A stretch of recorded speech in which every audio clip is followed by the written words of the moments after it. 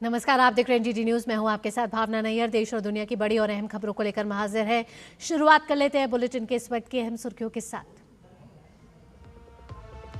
लोकसभा में आज भी विपक्ष का हंगामा। निचले सदन में कई अहम विधेयक हैं सूचीबद्ध। वहीं शोर शराबे के चलते राज्यसभा की कार्यवाही सोमवार 11 बजे तक के लिए स्थगित।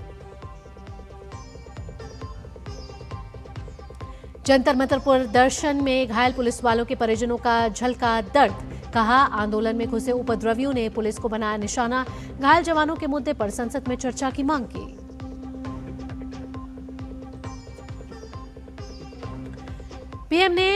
पीएम के एआई डीप फेक वीडियो मामले में बड़ा एक्शन। हैदराबाद पुलिस ने मेटा इंडिया प्रमुख अरुण श्रीनिवास समेत कई सोशल मीडिया यूजर्स के खिलाफ एफआईआर दर्ज कर जांच शुरू की।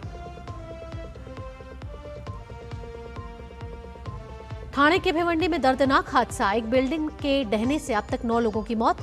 मलबे में कई लोगों के फंसे होने की आशंका। रेस्क्यू ऑपरेशन युद्ध स्तर पर जारी।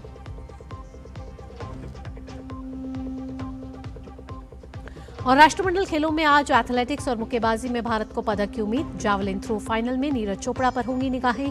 10 मुक्केबाज खेलेंगे सेमीफाइनल मुकाबला। और सबसे पहले खबर संसद के मानसून सत्र से जुड़ी हुई। आपको बता दें कि विपक्ष के हंगामे के चलते लोकसभा की कार्रवाई आज भी बाधित हुई। लोकसभा अध्यक्ष ने विपक्ष से सदन को सुचारू रूप से चलने देने की अपील भी की।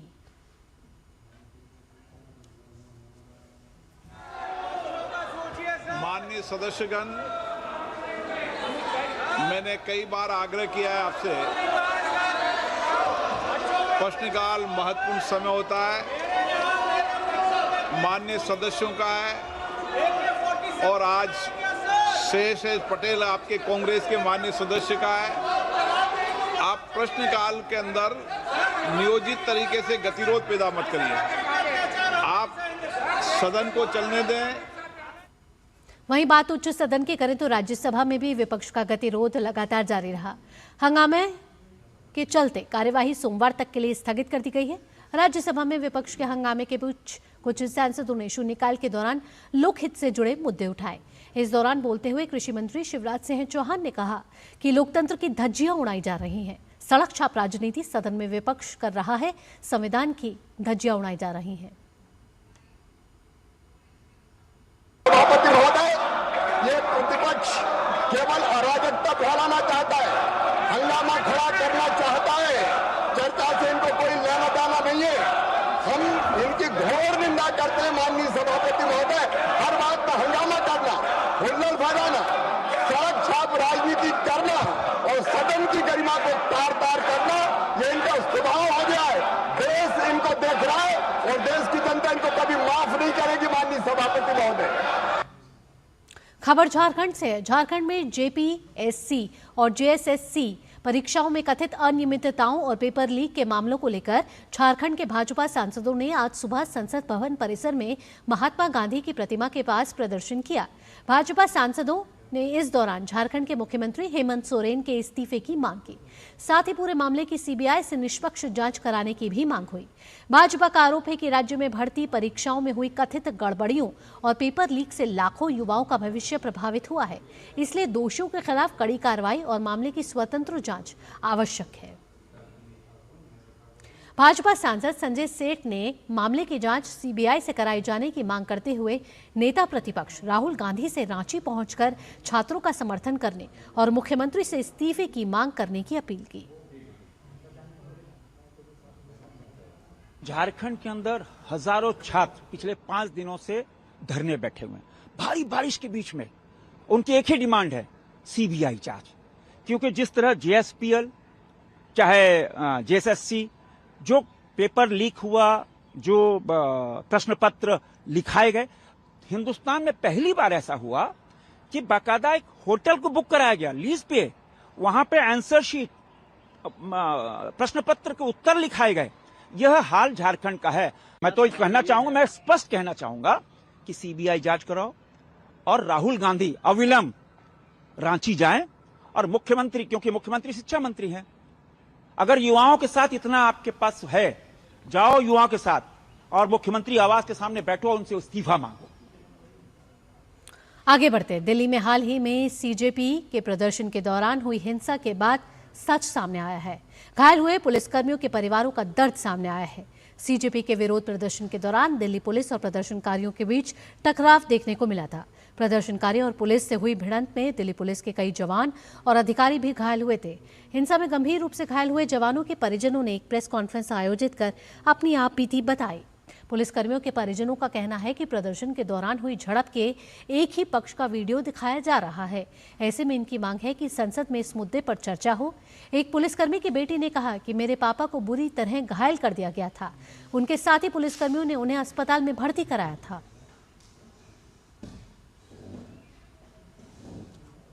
मेरे पापा जब भी रात में घर आते थे तो वो बोलते थे कि अब ये प्रोटेस्ट स्टूडेंट प्रोटेस्ट नहीं लग रहा है, इसमें बहुत सारे एंटी सोशल एलिमेंट्स जुड़ चुके हैं।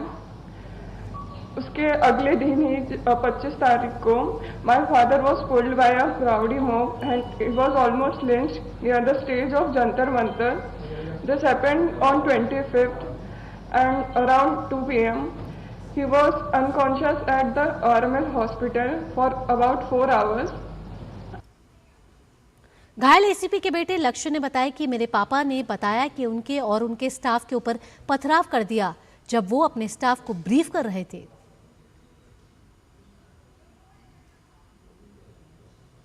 जंतर मंतर के फ्रंट लाइन से उनकी ड्यूटी लगी थी प्रोटेस्ट में एंड ऑन 25th में एट 2 PM मुझे पता चला कि मेरे फादर को उनके हेड पे इंजरी आ रखी है उनके फ्रेंड के थ्रू।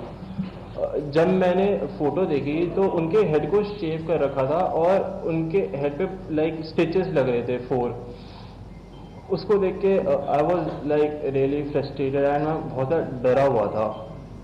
जब मेरे पापा घर आए तो उन्होंने मुझे बताया कि जो स्टूडेंट्स की जो प्रोटेस्ट उसमें बस स्टूडेंट्स नहीं है, उसमें राउडीज, उसमें एग्रेसर्स हैं जो लाइक इस अपॉर्चुनिटी का यूज कर रहे हैं जस्ट टू क्रिएट केओस।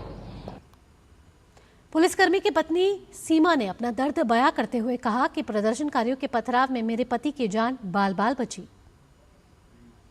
घर आए तो उन्होंने बताया कि छात्रों की प्रोटेस्ट में छात्रों के साथ साथ कुछ शरारती तत्व और असामाजिक तत्व भी थे। उन्होंने पुलिस फोर्स पर जो पुलिस फोर्स ने संसद की सुरक्षा के लिए बैरिकेडिंग की गई थी उसको तोड़ दिया और पुलिस फोर्स पर चप्पलों, जूतों और पत्थरों से पुलिस फोर्स पर हमला किया। और मेरे पति को भी जो ड्यूटी के दौरान हेलमेट दिया जाता है उनका हेलमेट भी पूरी तरह से टूट गया था और यदि कोई पत्थर का टुकड़ा हेलमेट टूटने के बाद उनके सर पर लगता तो शायद वो आज इस दुनिया में नहीं रहते। हैदराबाद साइबर क्राइम पुलिस ने मेटा इंडिया के प्रमुख अरुण श्रीनिवास और कई अन्य सोशल मीडिया उपयोगकर्ताओं के खिलाफ प्रधानमंत्री नरेंद्र मोदी के AI से बने मॉफ्ड वीडियो को सोशल मीडिया पर प्रसारित करने के आरोप में FIR दर्ज की है। यह भारत में एक वैश्विक प्रौद्योगिकी कंपनी के वरिष्ठ कार्यकारी के खिलाफ दर्ज किए गए सबसे हाई प्रोफाइल मामलों में से एक है।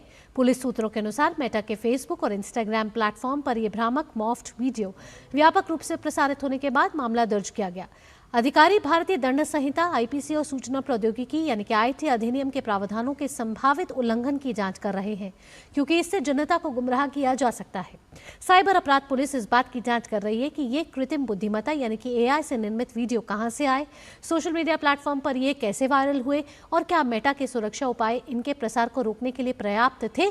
जांच में इस बात का भी पता लगाया जाएगा कि इस फर्जी सामग्री को बनाने और इस समय किरेन रिजिजू संसदीय कार्य मंत्री संबोधित कर रहे हैं। लेकिन विपक्ष के साथियों ने किसी ने भी इस बिल के चर्चा में भाग नहीं लिया। ये दुर्भाग्यपूर्ण है। हम चाहते हैं सब बोले, भविष्य में आप लोग ऐसा मत कीजिए। पब्लिक आपको इसका जवाब मांगेगा।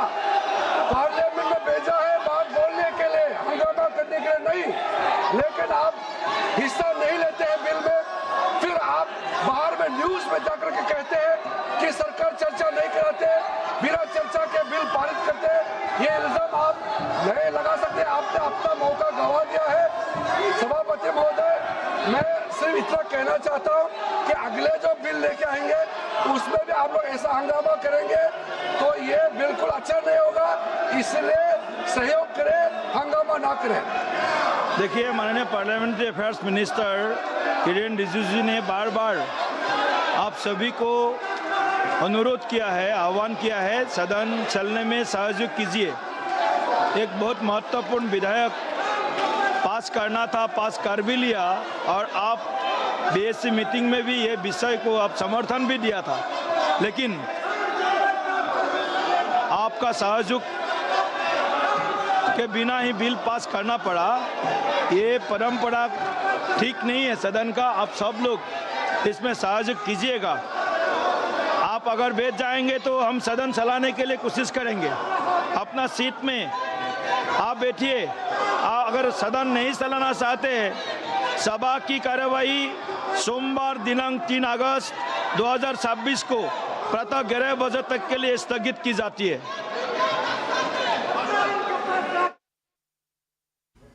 तो लोकसभा की कार्रवाई 2 बजे तक के लिए स्थगित कर दी गई है। आपको बता दें कि 11 बजे सदन की कार्रवाई शुरू हुई और महज 2 मिनट में ही 12 बजे तक के लिए स्थगित करना पड़ा, यानी प्रश्नकाल नहीं चल पाया। फिर 12 बजे कार्रवाई शुरू हुई तो संसदीय कार्य मंत्री किरेन रिजिजू ने विपक्ष से यह आग्रह किया कि कई विधायी कार्य हैं जो सूचीबद्ध हैं लोकसभा की कार्यवाही में। ऐसे में विपक्ष से उन्होंने अपील की कि वे सहायता करें, संयुक्त रहें, ताकि ये जो विधेयक है और आने वाले जो भी विधायी कार्य हैं जो कि लोकसभा में सूचीबद्ध हैं उनको पेश और पारित कराया जा सके। आपको बता दें कि आज कई ऐसे विधायी कार्य हैं जो सूचीबद्ध हैं, जिसमें जजों की संख्या से जुड़ा, जो सुप्रीम कोर्ट में जजों की संख्या से जुड़ा जो बिल है वो बड़ा महत्वपूर्ण है, क्योंकि 34 से बढ़ाकर 38 जो संख्या जजों की बिल है उसकी संख्या करने का ये महत्वपूर्ण बिल है। लेकिन इस वक्त की बड़ी खबर पर नजर डाल लेते हैं, जो कि है लोकसभा की कार्रवाई सोमवार 11 बजे तक के लिए स्थगित कर दी गई है। आपको बता दें कि लोकसभा की कार्रवाई विपक्ष के हंगामे के कारण एक बार फिर से स्थगित करनी पड़ी।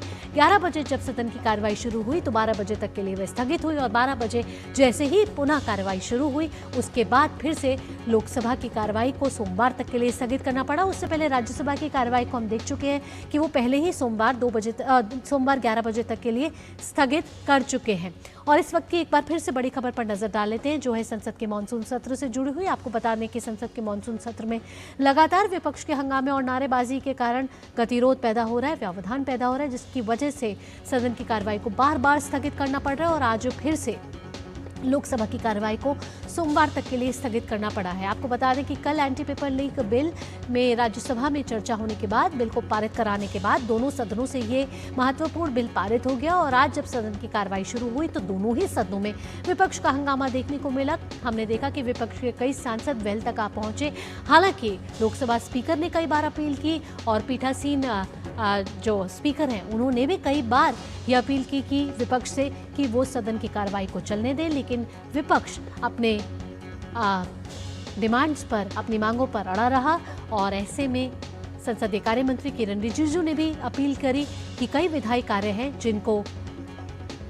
जिसकी वजह से कार्रवाई को चलने दें, लेकिन उसके बाद भी विपक्ष का हंगामा चलता रहा, जिसकी वजह से लोकसभा की कार्रवाई को 12 बजे शुरू होकर अब वे सोमवार को 11 बजे तक के लिए स्थगित कर दी गई है।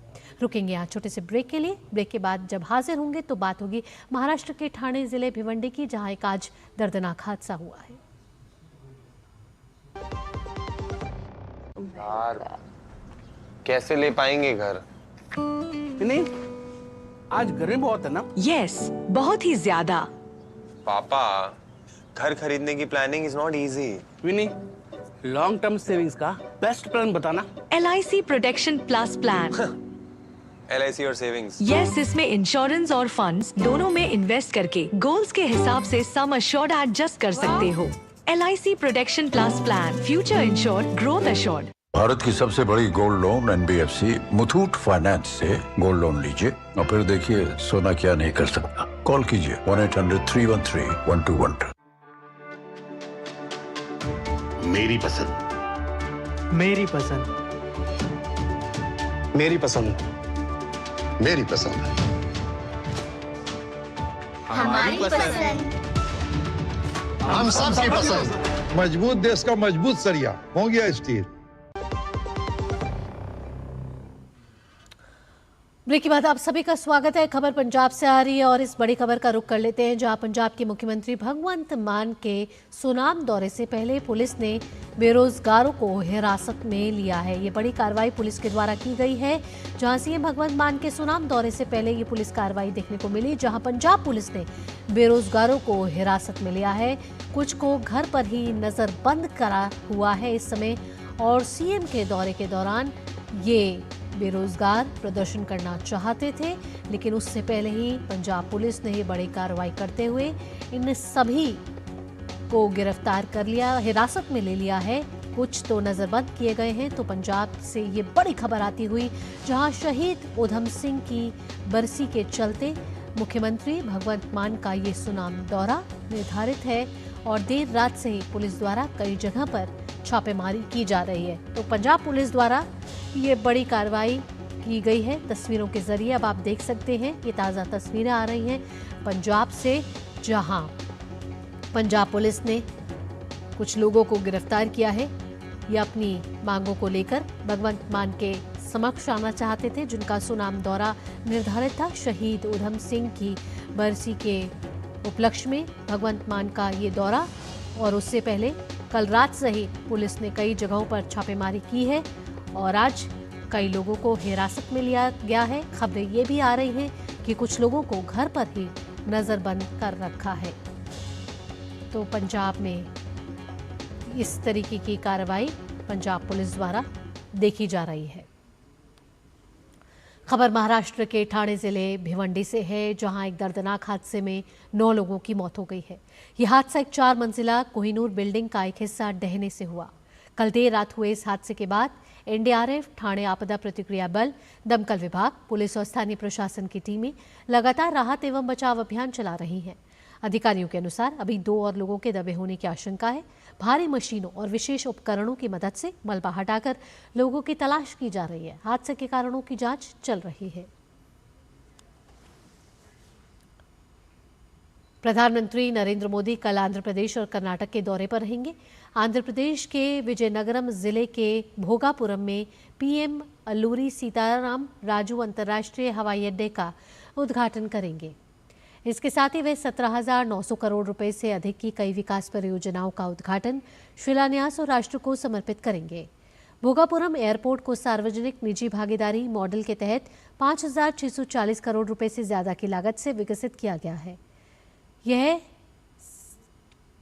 कई चीजें संभालने में सक्षम होगा। इसमें आर्टिफिशियल इंटेलिजेंस, बायोमेट्रिक यात्री सुविधा, आधुनिक बैगेज सिस्टम और स्मार्ट तकनीक जैसी सुविधाएं शामिल हैं। एयरपोर्ट में सौर ऊर्जा, वर्षा जल संचयन और पर्यावरण अनुकूल तकनीकों का भी इस्तेमाल किया गया है। प्रधानमंत्री विशाखापत्तनम में 460 करोड़ रुपए से अधिक की लागत वाली ASIP सेमीकंडक्टर परियोजना की आधारशिला भी रखेंगे। यह आंध्र प्रदेश की पहली सेमीकंडक्टर निर्माण इकाई होगी, जहां सालाना करीब 9.6 करोड़ चिप्स बनाए जाएंगे। इसके अलावा प्रधानमंत्री कुरनूल नवीकरणीय ऊर्जा क्षेत्र से जुड़ी बिजली ट्रांसमिशन मिशन परियोजनाओं और 1,880 करोड़ रुपए से ज्यादा की राष्ट्रीय राजमार्ग परियोजनाओं का भी शुभारंभ करेंगे। इन परियोजनाओं से सड़क संपर्क, बिजली आपूर्ति और क्षेत्रीय विकास को बढ़ावा मिलेगा। इसके बाद प्रधानमंत्री कर्नाटक के मैसूर जाएंगे, जहां वे स्वामी विवेकानंद सांस्कृतिक युवा केंद्र विवेक स्मारक का उद्घाटन करेंगे। यह केंद्र स्वामी विवेकानंद की मैसूर यात्रा की स्मृति में बनाया गया है। यहाँ 4D अनुभव केंद्र, प्रदर्शनी हॉल, पुस्तकालय, योग और ध्यान केंद्र सहित कई सुविधाएं उपलब्ध होंगी। यह केंद्र युवाओं के लिए शिक्षा, नेतृत्व, विकास और व्यक्तिगत निर्माण का प्रमुख केंद्र बनेगा। भारतीय सेना की परिचालन क्षमता को और मजबूत बनाने की दिशा में एक महत्वपूर्ण कदम उठाया जा रहा है। सेना प्रमुख जनरल धीरज सेठ ने एक्सट्रीम वेदर ग्रेड यानी कि XWG डीजल को लॉन्च किया है। लॉन्च दिल्ली के मानेकशॉ सेंटर में हुआ है। इस दौरान सेना प्रमुख ने कहा कि डीजल एक गेम चेंजर साबित होगा, क्योंकि इससे उन सैनिकों को मनोबल बढ़ेगा जिनकी इतनी ऊंचाई और कठिन परिस्थितियों में मशीनों का संचालन करना पड़ता है। यह स्वदेशी तकनीक भारतीय सेना और ऑयल मार्केटिंग कंपनियों के संयुक्त प्रयास से विकसित की गई है। इस विशेष डीजल को अत्यधिक ठंड और ऊंचाई वाले इलाकों में बेहतर प्रदर्शन के लिए तैयार किया गया है। लद्दाख, सियाचिन और अन्य हिमालय क्षेत्रों में सामान्य डीजल के जमने की व्यवस्था को देखते हुए आपको बता दें कि इन वाहनों और उपकरणों के निर्बाध संचालन में मदद करेगा ये नई तकनीक। और रक्षा क्षेत्र में आत्मनिर्भर भारत और स्वदेशी नवाचार को बढ़ावा देने की दिशा में भी ये एक महत्वपूर्ण कदम है। आइए अब आपको इसकी विशेषताएं बताते हैं कि कैसे रक्षा क्षेत्र में ये नई उड़ान देखने को मिल रही है। आपको बता दें कि स्वदेशी तकनीक से निर्मित XWG डीजल है। ये निर्मित XWG डीजल में आपको बता दें कि एक्सट्रीम वेदर ग्रेड डीजल ये लॉन्च किया गया है। सेना के सहयोग से BPCL ने किया है इसे लॉन्च। बेहतर ठंडे इलाकों के लिए ये बेहद ही कारगर है। साथ ही आपको बता दें कि अगर -40 डिग्री तापमान है तो भी ये ईंधन काम करेगा। भारतीय सेना के लिए इसको एक गेम चेंजर माना जा रहा है। कठिन परिस्थितियों में मशीनों का संचालन में भी ये आत्मनिर्भरता के साथ आगे बढ़ता जा रहा है। साथ ही रक्षा क्षेत्र में आत्मनिर्भरता की ओर एक और कदम यहाँ बढ़े हैं। BPCL ने extreme weather grade XWG diesel launch किया है। और साथ ही आपको बता दें यह एक इनोवेशन है जिससे दुनिया के कुछ सबसे मुश्किल माहौल में मिशन क्रिटिकल ऑपरेशन को पावर देने के लिए बनाया गया है। वित्त वर्ष 2025-26 के लिए ITR जमा करने की आज आखिरी तारीख है। आयकर विभाग की वेबसाइट पर दी गई जानकारी के मुताबिक आज सुबह 11 बजे तक असेसमेंट ईयर 2026-27 के लिए 5.45 करोड़ लोग आयकर रिटर्न जमा कर चुके हैं। इसमें से 5.6 करोड़ ITR को वेरीफाई भी किया जा चुका है। वहीं इसमें से 2.33 करोड़ ITR प्रोसेस भी किए जा चुके हैं। सरकार की ओर से अभी तक ITR फाइल करने की आखिरी तारीख में कोई बढ़ोतरी नहीं की गई है। वहीं आयकर विभाग भी लगातार लोगों से अपील कर रहा है कि वे जल्द से जल्द अपना ITR फाइल करें और आखिरी समय का इंतजार ना करें। साथ ही आयकर विभाग ने यह भी स्पष्ट कर दिया है कि अगर कोई 31 जुलाई तक आयकर रिटर्न नहीं भर पाता है और फिर तारीख के बाद ITR फाइल करता है तो उसे जुर्माने का भुगतान करना पड़ सकता है। जुर्माने की राशि 5 लाख रुपए तक की आय के लिए 1,000 रुपये और 5 लाख रुपए से अधिक की आय के लिए 5,000 रुपये है। वहीं समय पर ITR जमा करने का एक फ़ायदा यह है कि मौजूदा साल के नुकसान को आने वाले समय के लिए आगे ले जा सकते हैं और भविष्य के मुनाफे के साथ उसे समायोजित कर सकते हैं, जिससे कुल देनदारी कम हो जाती है। बिहार के किसानों के लिए एक और बड़ी उपलब्धि कृषि और प्रसंस्कृत खाद्य उत्पाद निर्यात विकास प्राधिकरण यानी कि एपिडा के प्रयासों से दरभंगा से पहली बार समुद्री मार्ग के माध्यम से 7 मीट्रिक टन फ्लेवर्ड मखाने का निर्यात कनाडा के लिए किया गया। इस पहल से बिहार के प्रीमियम कृषि उत्पादों को वैश्विक बाजार में नई पहचान मिलने के साथ ही वैल्यू एडेड निर्यात को भी बढ़ावा मिलेगा। 2 कंटेनरों में पैक किए गए 7 मीट्रिक टन फ्लेवर वाले मखानों को मुंद्रा बंदरगाह के जरिए कनाडा के जेट केवी फूड्स को भेजा गया है। मखाने की प्रोसेसिंग और पैकेजिंग न्यूट्रीविन एग्रो प्राइवेट लिमिटेड ने अंतर्राष्ट्रीय गुणवत्ता और खाद्य सुरक्षा मानकों के अनुरूप की। यह बिहार की खाद्य प्रसंस्करण, वैल्यू एडिशन और निर्यात क्षमता में हो रही प्रगति को दर्शाता है।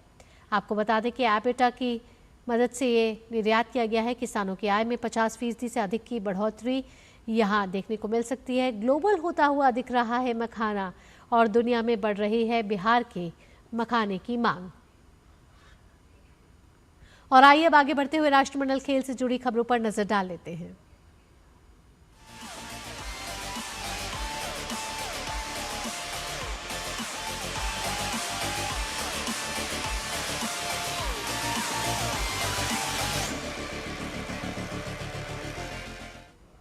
राष्ट्रमंडल खेलों में आज का दिन भारतीय खिलाड़ियों के लिए बेहद व्यस्त और अहम रहने वाला है। एथलेटिक्स से लेकर मुक्केबाजी, जूडो, लॉन बॉल्स और ट्रैक साइकिलिंग तक भारत के खिलाड़ी कई महत्वपूर्ण मुकाबलों में अपनी चुनौती पेश करेंगे।